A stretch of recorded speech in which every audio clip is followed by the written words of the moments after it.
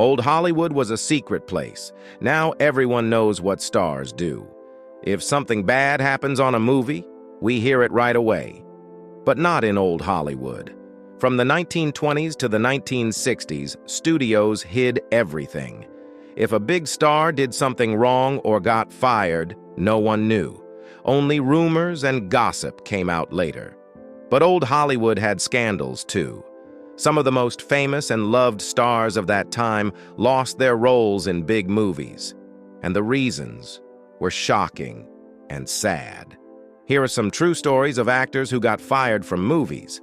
Today, we'll explore the stories of 10 old Hollywood stars whose careers took heartbreaking turns and they were fired. And the number 7 star is special. But before we dive in, please consider subscribing for more compelling videos, and you might be in for some surprising gifts once our channel reaches 5,000 subscribers. Number 1. Laurence Olivier wasn't good enough. Everyone thinks Laurence Olivier was one of the best actors ever. He started in the UK theater and got many awards and honors. The Queen even made him a knight. He also made 11 movies that got Oscar nominations and won for his Hamlet in 1948. But he was not famous at first. In the 1930s, Olivier tried movies and got some roles. One of them was in Queen Christina, a movie about a Swedish queen. Olivier was supposed to be her lover, Don Antonio, but the star of the movie, Greta Garbo, did not like him. She did a love scene with him and said he had to go. "I worked with Garbo and I was not good enough for her," Olivier said later on TV. "She was a master and a great star. Everyone loved her." John Gilbert, who worked with Garbo a lot, took Olivier's place as Don Antonio. Number 2. Joan Crawford was so severely teased, she fell ill. Hush, Hush, Sweet Charlotte was a scary movie from 1964 about a woman who went crazy because of her family's secrets. It was supposed to have Bette Davis and Joan Crawford in it. They had worked together before in another scary movie from 1962 called Whatever Happened to Baby Jane. They hated each other in that movie and in real life. When they made Hush, Hush, Sweet Charlotte, Davis was very mean to Crawford and said bad things about her. Crawford was very upset and stayed in her room a lot. She got sick and had to go to the hospital in Los Angeles.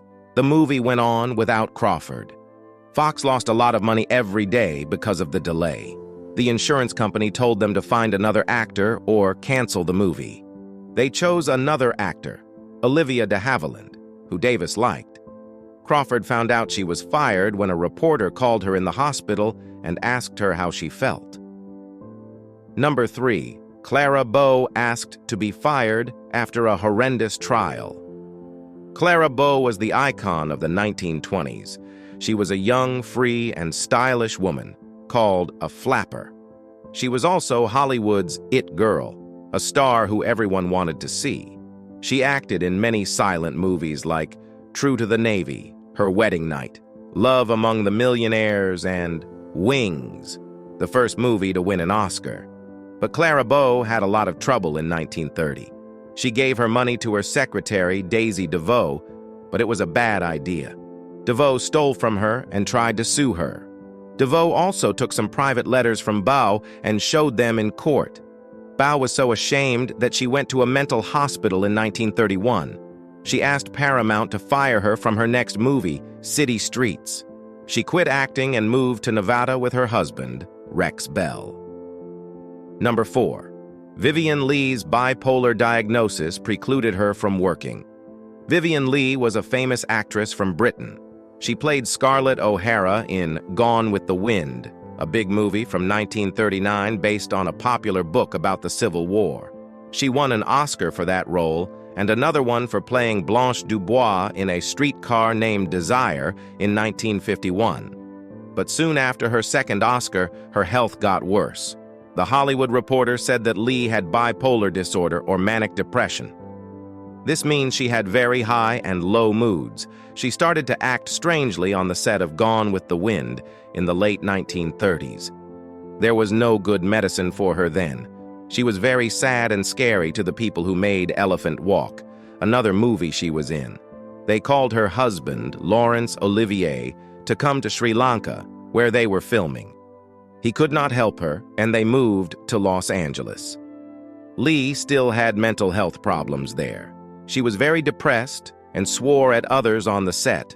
The producers asked for help from other actors. David Niven held Leigh down, while a nurse gave her some drugs to calm her down. Then, Leigh was fired and went back to London. Elizabeth Taylor took her place in Elephant Walk. Number 5. George C. Scott showed up late. George C. Scott was a TV actor who wanted to be a movie star in the 1960s. He got his big chance as crazy General Buck Turgidson in Dr. Strangelove, a funny movie about the Cold War that got many Oscar nominations. He was supposed to act with Audrey Hepburn in How to Steal a Million, a movie about stealing art. But the director of that movie, William Wyler, was very famous and strict. He had won 3 Oscars for Best Director and was nominated 9 more times. He hated it when actors were late. Scott came to the set an hour late on the first day, Wyler said to producer Lawrence Terman, who wrote about it in his book, So You Want to Be a Producer. I fired him right away. The studio was mad. They asked me to change my mind, but I didn't. Number 6. Spencer Tracy got drunk and pushy Fox Film Corporation made a scary movie in 1935 called Dante's Inferno.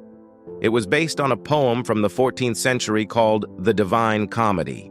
Spencer Tracy, a famous actor who had acted in 25 movies for Fox since 1930, played Jim Carter, a man who ran a fairground. Tracy was not very famous yet, but he still wanted to change the script of the movie. He got into a fight with the director, Henry Lackman, and broke everything around him. He was very drunk when he did that. After the movie was done, Fox bosses told Tracy to act better on his next movie. But Tracy did not listen. He went to a bar and drank more. Then he came back to Fox and yelled at his bosses. They fired him right away. Number 7. Robert Mitchum got in a fight. Robert Mitchum was a famous actor who played tough and scary characters in movies like Cape Fear, The Night of the Hunter, and Out of the Past. He was going to act in Blood Alley, a movie about a ship captain who helps Chinese people escape to Hong Kong. But he did not stay long in the movie. Warner Brothers said that Mitchum was fired because he delayed the movie and made trouble with the people who worked on it. Reporters went to the Blood Alley set in San Rafael, California. One of them heard that Mitchum was using drugs. He was always walking about 6 inches off the ground. He punched a driver and knocked him into the bay. He almost killed him. After he was fired, Mitchum talked to reporters in his motel room. He said that he wanted to help some workers who were not being treated well by Warner Bros. He said that he was fighting for the little guy. But the fight turned violent. John Wayne acted in Blood Alley instead of Mitchum. Number 8. Clint Eastwood's appearance offended executives. Becoming a movie star is not only about acting talent, but also about looking good. Movie studios, filmmakers, and audiences like actors who have a special quality that makes them look like a movie star. Clint Eastwood was a famous actor who acted in many movies from the 1960s, but he started as a small actor in the 1950s. Some people thought he did not look like a movie star. In 1959, Universal Studios stopped working with Eastwood and his friend Burt Reynolds. Reynolds said that Eastwood was fired because he had a big Adam's apple, talked too slow, and had a chipped tooth that he did not want to fix. Reynolds said this on CNN's Larry King Live in 2000. Number 9. Judy Garland wasn't healthy enough to act. Judy Garland was a famous actor and singer who acted in many classic song and dance movies, including The Wizard of Oz in 1939 and Meet Me in St. Louis in 1944. She worked for MGM, a movie studio, for 15 years. In 1948, MGM made a musical called The Pirate, and Garland was the lead actor. During filming, Garland, who had been addicted to drugs for a long time, relapsed and took many medications to sleep and stay awake. This made her mental health problems worse. She would not show up for work or leave her dressing room. After filming, she went to a mental health facility. When she returned to Hollywood, she acted in the musical Annie, Get Your Gun. She played the lead role of Annie Oakley.